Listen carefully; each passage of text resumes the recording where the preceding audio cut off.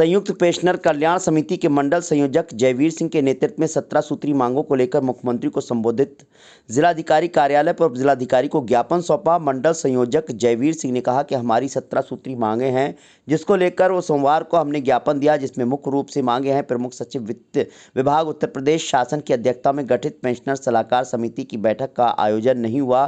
30 जून और 31 दिसंबर को सेवानिवृत्त होने वाले कर्मियों को काल्पनिक वेतन वृद्धि का लाभ मिलना चाहिए। 65, 70 और 75 वर्ष की आयु पर क्रमशः 5%, 10% और 15% की पेंशन वृद्धि नहीं हो रही। सेवानिवृत्ति के समय राशिकृत धनराशि की 15 वर्ष के बजाय 12 वर्ष में बहाली होनी चाहिए। विधवा पुत्र वधू को पारिवारिक पेंशन का लाभ, तदर्थ सेवाओं का पेंशनरी लाभ मिले।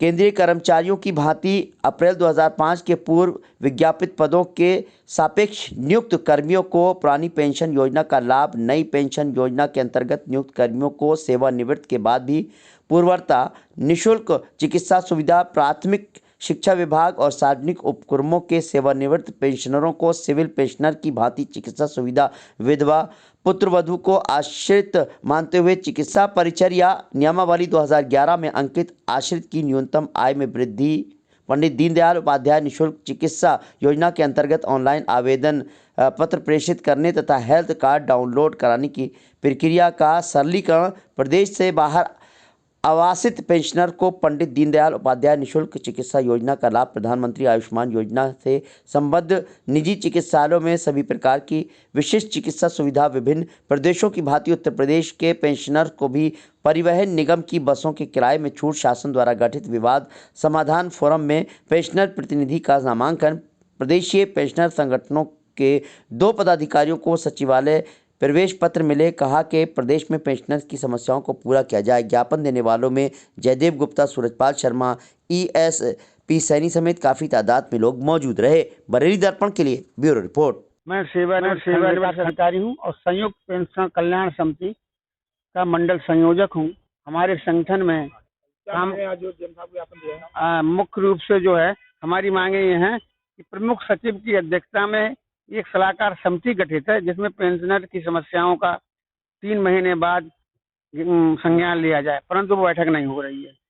हमारी और मांगे हैं 60, 70 और 75 वर्ष की आयु में क्रमशः 5%, 10% और 15% पेंशन में वृद्धि की जाए।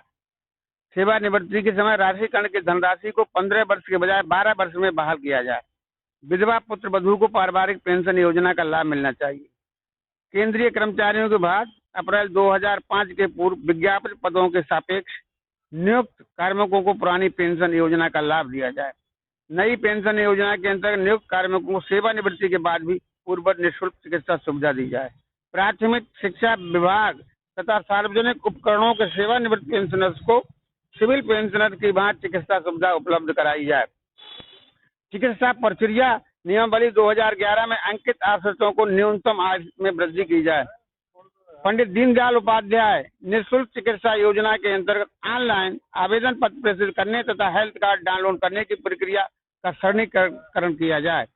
प्रदेश से बाहर जो पेंशनर्स हैं उनको पंडित दीनदयाल उपाध्याय निःशुल्क सुविधा भी मुहैया कराई जाए। इस तरह की हमारे मांगे हैं। ये सब जिलाधिकारी को अभी हम ज्ञापन दिए हैं, जो कि मुख्यमंत्री को भेजा जाए।